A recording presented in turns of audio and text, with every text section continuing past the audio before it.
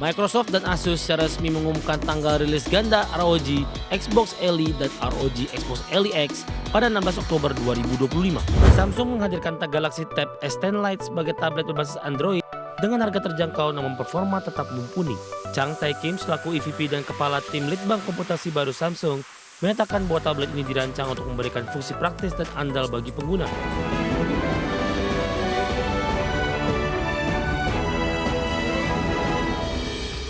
Pemirsa, perangkat genggam gaming terbaru kolaborasi Asus dan Microsoft resmi diumumkan. ROG Xbox Elite dan ROG Xbox Elite X akan dirilis perdana pada 16 Oktober 2025. Peluncuran ini menjadi tantangan baru untuk pasar gaming portable.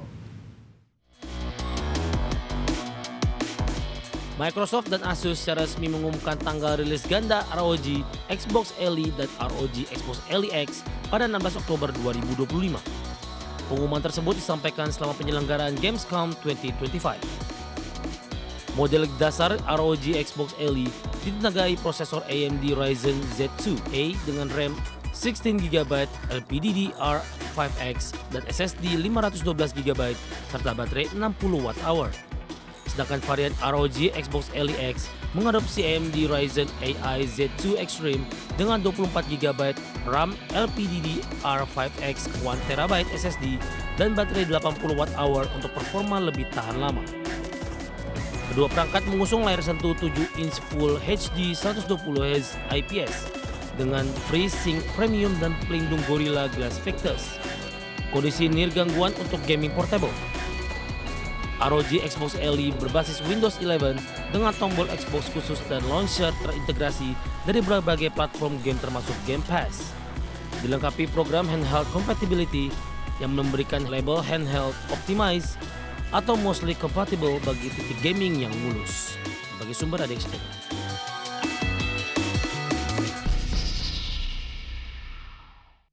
Pemirsa, Insta360 resmi meluncurkan kamera mini terbaru bernama Go Ultra. Ya, produk ini hadir dengan desain baru dan juga sensor lebih besar untuk hasil foto dan video berkualitas tinggi. Go Ultra juga dibekali modul Action Pod dan teknologi stabilisasi canggih untuk pengalaman merekam yang lebih maksimal. Insta360 resmi meluncurkan Go Ultra yang hadir dengan desain segar dan teknologi tercanggih di kelasnya. Insta360 Go Ultra merupakan suksesor dari generasi Go 3S sebelumnya. Desain modular dan ukuran mini masih dipertahankan, namun kali ini mengusung bodi kotak dengan sudut membulat. Berbeda dari desain kapsul yang menjadi ciri khas sebelumnya. Dimensi bodi kamera ini berukuran sekitar 46 x 45,6 x 18,3 mm dengan bobot 53 gram. Tak hanya ringkas, Go Ultra juga tahan air hingga kedalaman 10 meter berkat sertifikasi IPX8. Unggulan utama Go Ultra terletak pada sensor baru berukuran 1/1,28 inch yang 221% lebih besar dari generasi sebelumnya. Sensor ini mampu merekam foto hingga 50 megapiksel dan video beresolusi 4K 60 frame per second. Untuk performa, Go Ultra didukung chip AI 5nm yang memastikan hasil gambar tajam di segala kondisi. Fitur Slow State Stabilization juga memberikan pilihan stabilisasi untuk hasil video yang lebih stabil dan profesional. Fasilitas pelengkap hadir melalui modul Action Pod dengan layar sentuh 2,5 inch dan baterai 1450 mAh. Dengan modul ini, kamera mampu merekam hingga 170 menit di resolusi 4K. Untuk harganya, Go Ultra dibanderol mulai $463,99 Amerika atau setara 7,5 jutaan rupiah. Bagi sumber ada Exchange.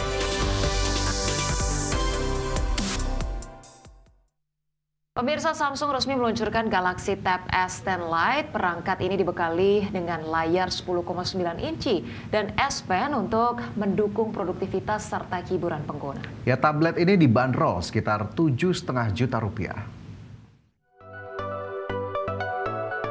Samsung menghadirkan Galaxy Tab S10 Lite sebagai tablet berbasis Android dengan harga terjangkau namun performa tetap mumpuni.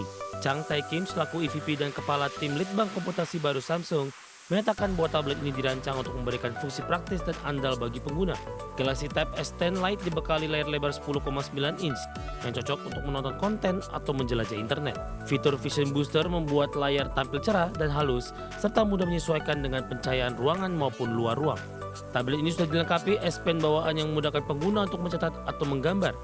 Samsung menyasar pengguna yang ingin mengekspresikan kreativitas dengan cara yang lebih mudah dan nyaman. Untuk dapur pacu, Galaxy Tab S10 Lite menggunakan prosesor Exynos 1380 dan dibekali baterai besar 8000 mAh. Fitur pengisian daya super cepat juga dihadirkan agar pengguna tidak perlu sering mengisi ulang baterai. Perangkat ini hadir dalam varian memori 6GB dan 8GB, serta penyimpanan hingga 256GB yang bisa ditingkatkan hingga 2TB. Galaxy Tab S10 Lite mulai dipasarkan 5 September dengan harga €399 atau sekitar 7,5 juta rupiah dan belum diketahui jadwal rilisnya di Indonesia. Bagi sumber ADX Channel. Pemirsa, film animasi Netflix K-pop Demon Hunters versi Sing Along diperkirakan meraup hingga Rp325 miliar di akhir pekan pembukaannya. Ya, capaian ini menjadikannya film nomor 1 box office domestik meskipun hanya tayang sebentar di bioskop. Film K-pop Demon Hunters diprediksi mengantongi antara 18 hingga 20 juta dolar Amerika di bioskop akhir pekan ini. Angka tersebut cukup untuk menyalip film Weapons yang hanya mengumpulkan 15,4 juta dolar Amerika di minggu ketiganya. Meski Netflix tidak merilis data resmi, capaian ini menandai pertama kalinya platform tersebut memuncaki box office lewat film produksi mereka. Fenomena ini bukan hal baru bagi film streaming yang masuk bioskop. Sebelumnya, film F1 milik Apple mampu meraih 57 juta dolar saat dirilis di layar lebar pada awal musim panas lalu. Namun kesuksesan K-pop Demon Hunters terasa istimewa karena film ini sebenarnya sudah tersedia di layanan Netflix sejak akhir Juni dan bahkan masuk daftar film paling banyak ditonton sepanjang masa di platform tersebut dengan lebih dari 210 juta penayangan. Diproduksi Sony Pictures Animation, film ini menampilkan kisah unik girl group K-pop yang juga menjadi pemburu iblis termasuk menghadapi boyband saingannya. Popularitasnya makin terdorong dengan hadirnya lagu Golden dari soundtrack film yang kini berada di puncak tangga lagu Billboard dan diputar lebih dari 400 juta kali di Spotify. Keberhasilan ini menegaskan betapa besar pengaruh budaya K-pop dalam industri hiburan global, baik di layar kaca maupun layar lebar. Berbagai sumber IDX Channel. Pemirsa, Apple dikabarkan tengah menjajaki kerjasama dengan Google untuk memanfaatkan teknologi Gemini AI. Langkah ini disebut sebagai upaya memperkuat layanan asisten suara Siri yang selama ini tertinggal dari para pesaingnya. Apple dikabarkan tengah menjajaki kerjasama dengan Google untuk memanfaatkan teknologi Gemini AI. Dilansir dari Bloomberg, Apple sudah melakukan pembicaraan awal dengan Google terkait kemungkinan kolaborasi ini. Bahkan kabar itu langsung berdampak ke pasar saham, di mana saham Alphabet menguat lebih dari 3% dan Apple naik tipis 1,6%.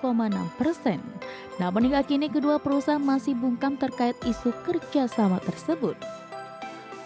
Jika terwujud, kerjasama ini akan membuka jalan bagi Apple untuk menghadirkan model AI custom demi mendesain ulang Siri pada tahun depan.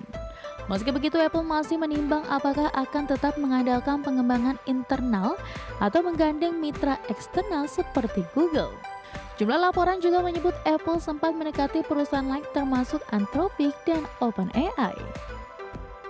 Adapun posisi Apple dalam persaingan AI memang relatif tertinggal dibandingkan Google dan Samsung yang sudah agresif mengintegrasikan AI generatif ke produk mereka. Siri sendiri selama ini dianggap kalah mumpuni dalam menangani tugas-tugas kompleks dan rencana pembaruan yang dijadwalkan musim panas lalu pun ditunda setahun karena kendala teknis. Kondisi inilah yang membuat Apple semakin terdesak untuk mencari mitra dalam memperkuat teknologi kecerdasan buatan mereka.